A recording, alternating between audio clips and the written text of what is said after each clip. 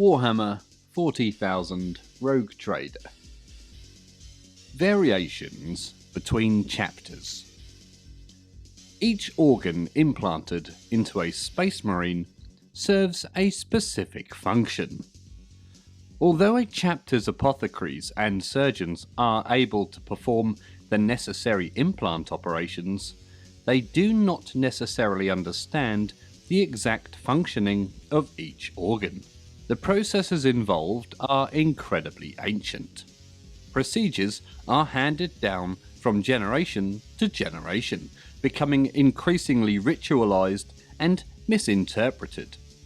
For these reasons, the efficiency of each organ differs from chapter to chapter, depending on the condition of that chapter's gene seeds and the degree of debasement of its surgical procedures. In some chapters, mutation of gene seed, poor surgical procedure, or inadequate post-operative conditioning has twisted the functioning of implants.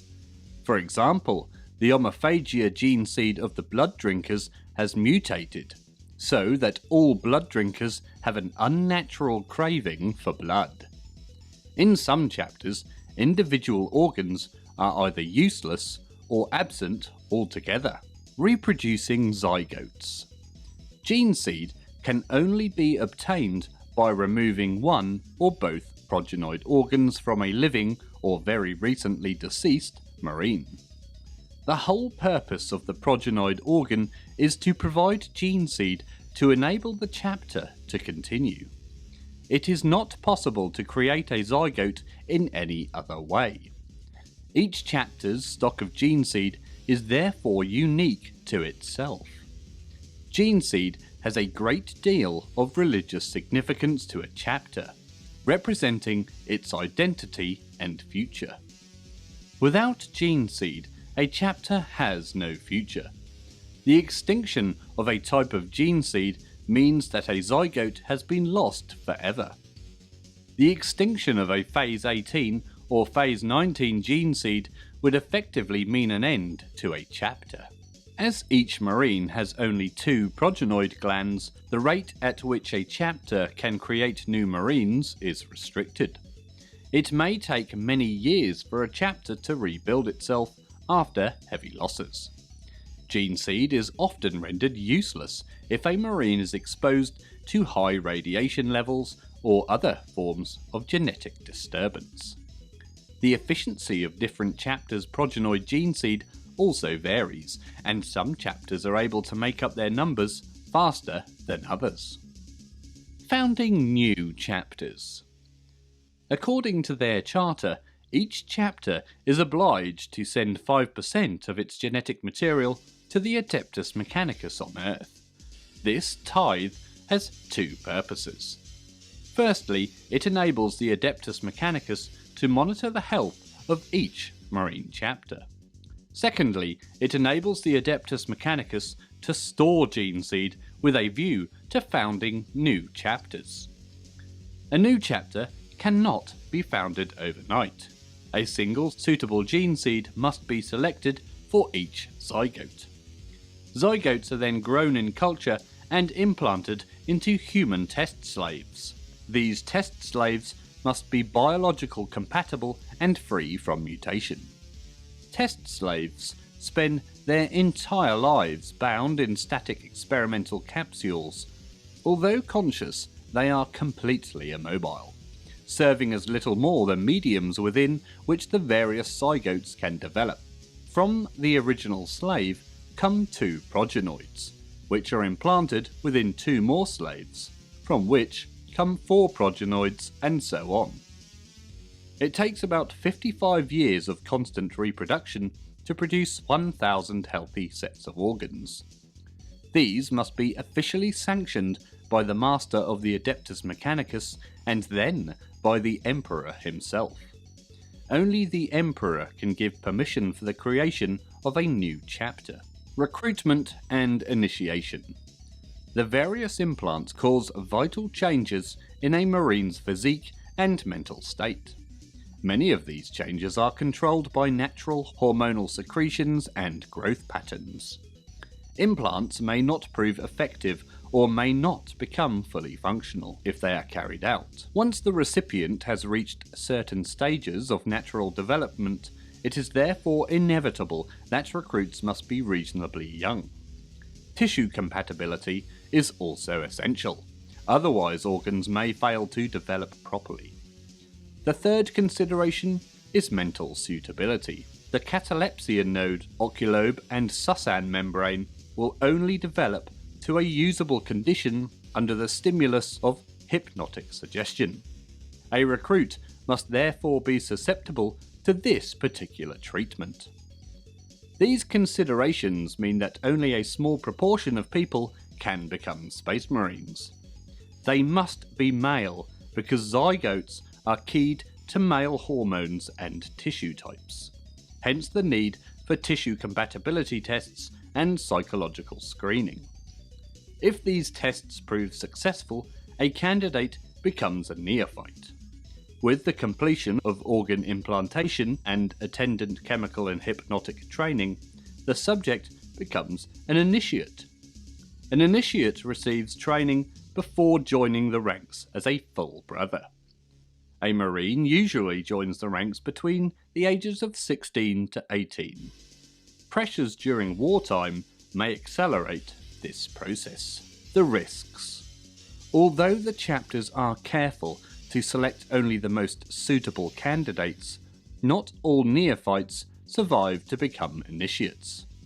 This is due in part to the degeneration of knowledge amongst the individual chapters that makes the screening procedures less effective than they once were. Nor are operational methods entirely satisfactory in some cases.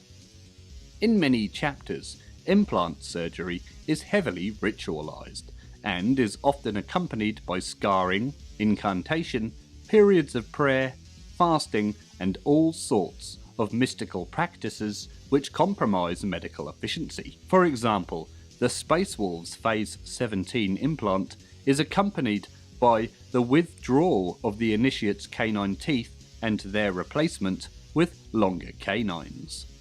The chapter regards the additional surgery as part of the initiation ceremony. If an implant fails to develop properly, it is likely that a Marine's metabolism will become badly out of synchronization. He may fall into a catatonic state or suffer bouts of hyperactivity. In either event, he will probably die. Those unfortunate enough that do not die almost invariably suffer mental damage, degenerating into homicidal maniacs or gibbering idiots. However, when a chapter is at full strength, these misfits may be put out of their misery. If the chapter is short of Marines, they are often allowed to live and may be placed within their own special units. Those who display uncontrollably psychotic tendencies can be recruited into suicide assault units, or as suicide bombers. Some chapters deliberately foster such creatures, even going so far as to implant deformed zygotes into some initiates. This is very dangerous, and the practice is discouraged by imperial edict, but old traditions die hard. Psychochemical and other conditioning. Implantation goes hand in hand with chemical treatment, psychological conditioning, and subconscious hypnotherapy. All of these are essential if the Marine is to develop properly. Chemical treatment. Until his initiation, a Marine must submit to constant tests and examinations. The newly implanted organs must be monitored very carefully, imbalances corrected, and any sign of maldevelopment treated. This chemical treatment is reduced after completion of the initiation process, but it never ends. Marines undergo periodic treatment for the rest of their lives in order to maintain a stable metabolism. This is why their power armor suits contain monitoring equipment and drug dispensers. Hypnotherapy.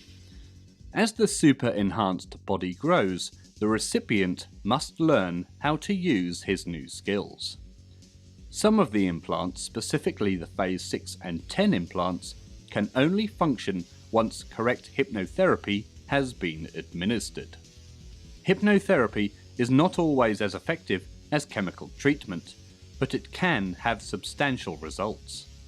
If a Marine can be taught how to control his own metabolism, his dependence on drugs is lessened.